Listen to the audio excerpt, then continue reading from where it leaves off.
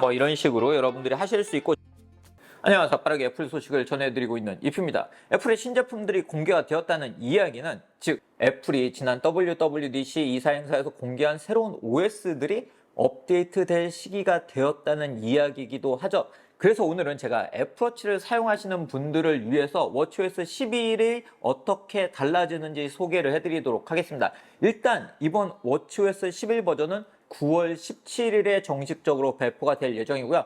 보통 새벽 한 2시경에 배포가 되기 때문에 9월 17일부터 여러분들이 새벽부터 여러분들이 만나보실 수 있습니다. 과연 이번 워치OS 11 버전에는 우리가 사용하고 있는 애플워치들이 어떻게 달라지는지 지금부터 소개를 해드리도록 하겠습니다. 자, 그럼 워치OS 11이 어떻게 달라졌는지 하나씩 살펴보도록 하겠습니다. 제가 사용하고 있는 애플워치 울트라 모델을 가지고 소개를 해드리도록 할게요. 자, 앱 같은 경우는 이 버튼을 누르면 되고, 이제 제어센터 같은 경우는 이 사이드 버튼을 눌러서 접속을 할 수 있고, 스마트 스택은 이렇게 위로 올리면 만날 수가 있는데요. 자, 이런 디자인이 좀 달라진 걸 볼 수 있죠. 스마트 스택 같은 경우에 상당히 똑똑해졌습니다. 예를 들어 여러분들이 배달 등을 시키게 되면 이 스마트 스택에서 바로 알림을 받을 수 있고 현재 배달 상황을 확인할 수 있는 등 스마트 스택이 더 똑똑해졌기 때문에 애플워치를 사용할 때 스마트 스택을 더 잘 사용을 하실 수 있으세요. 자, 두 번째로 활동링이 변경되었는데, 애플워치를 사용하면서 운동을 하시는 분들도 많고 일상생활을 하면서 어떻게 활동을 하고 있는지 확인을 하시는 분들이 많죠. 여행을 하거나 아니면 또 뭐 비행기를 타서 활동링을 잠깐 멈추고 싶은 경우도 있을 수 있죠. 그럴 땐 이렇게 눌러주시면 활동링을 일시 정지를 하실 수 있습니다. 그리고 이 활동링 목표 같은 경우도 여러분들이 이 매일매일 똑같은 게 아니고 좀 주말에는 좀 다르게 한다거나 아니면 주말에 좀 더 운동을 많이 하고 싶고 그럴 수도 있잖아요. 그렇기 때문에 이렇게 매일이 아니고 일정을 지정할 수 있는 기능이 이번에 추가되었기 때문에 이제는 활동링을 예전에 비해서 여러분들에게 좀 더 커스터마이징해서 사용할 수 있게 되었다는 점도 이번 워치OS 11의 주요 변화 중에 하나라고 할 수 있습니다. 폰에서 만나볼 수 있는 휘트니스 앱이 업데이트가 되면서 이 요약에서 정말 다양한 정보들 여러분들이 보실 수 있으세요. 달리기 페이스를 확인하는 건 물론이고 주간에 얼마나 달렸는지 이런 정보들도 확인할 수 있고, 이 요약 편집 기능을 누르게 되면 여러분들이 빼고 또는 추가를 해서 여러분들이 사용을 하실 수 있으세요. 그리고 운동을 하시는 분들은 여러분들의 훈련량을 이제 기록하고 확인을 할 수 있는 기능도 생겼는데요. 보시는 것처럼 이 활동링에서 이 부분을 누르게 되면 이 훈련량을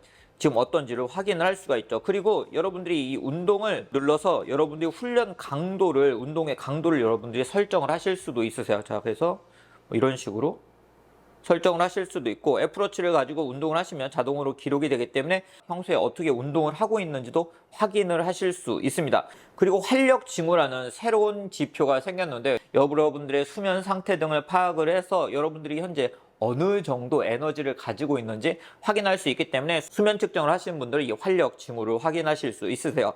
그리고 이번에 애플 키노트에서 확인할 수 있었던 것처럼 조수라는 앱이 이번에 추가가 되었죠. 보시면 자, 이런 식으로 여러분들이 그래서 해양 스포츠를 즐기시는 분들은 조수 앱을 통해서 좀 더 다양한 정보를 볼 수 있게 되었다는 점도 이번 워치OS 11에 달라진 점이라고 할 수 있습니다. 그리고 이번에 수심과 수온도 측정할 수 있게 되었잖아요. 그래서 이제 워치페이스들의 일부를 보면 이렇게 수심 등을 바로 확인할 수 있는 워치페이스들이 생겼습니다. 그래서 바로바로 여러분들이 그런 정보들을 확인하실 수 있으세요. 물속에 들어가게 되면 자동으로 수심 등이 나온다고 하니까요.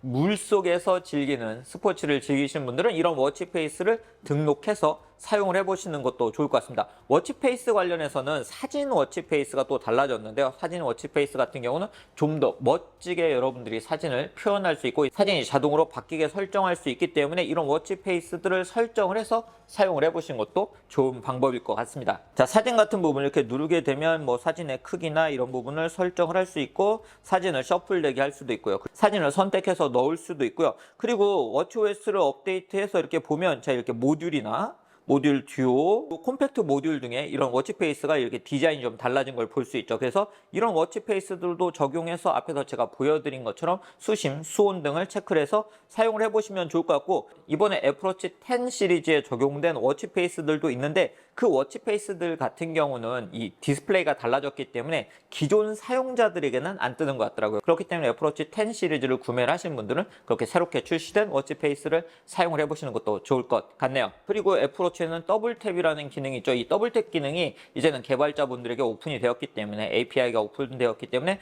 다양한 부분에서 확인을 하실 수가 있고요. 그리고 RC 앱을 사용할 때도 더블탭을 통해서 이런 정보들을 볼 수 있게 여러분들이 사용을 하실 수 있으세요. 그래서 더블탭 기능을 이런 식으로 사용을 하실 수가 있고, 애플워치에서 이제 번역 기능도 사용할 수 있기 때문에 해외여행 등을 가시는 분들은 번역 기능을 써서 좀 더 원활하게 커뮤니케이션을 하실 수 있습니다. 샐러드 소스는 빼고 주세요. 뭐 이런 식으로 해서 여러분들이 뭐 이런 식으로 여러분들이 하실 수 있고, 즐겨찾기로 넣어서 여러분들이 뭐 공항이나 아니면 뭐 음식점 등에서 사용해야 되는 언어들을 이렇게 즐겨찾기를 해서 번역 기능을 사용하실 수도 있습니다. 네, 오늘 이렇게 워치OS 11을 통해서 우리가 사용하고 있는 애플워치가 어떻게 달라지는지 여러분들께 소개해 드렸습니다. 9월 17일에 정식적으로 배포가 되기 때문에 애플워치를 사용하시는 분들은 워치OS를 업데이트를 하셔서 11 버전으로 업데이트를 하셔서 직접 만나보시면 좋을 것 같습니다. 이번에 새롭게 출시된 제품들은 직접 만나보고 여러분들께 리뷰를 전해드리도록 하겠습니다. 구독 알람 해두시면 해당 영상들 빠르게 만나보실 수 있습니다. 그럼 오늘 영상 여기서 마치도록 하겠습니다.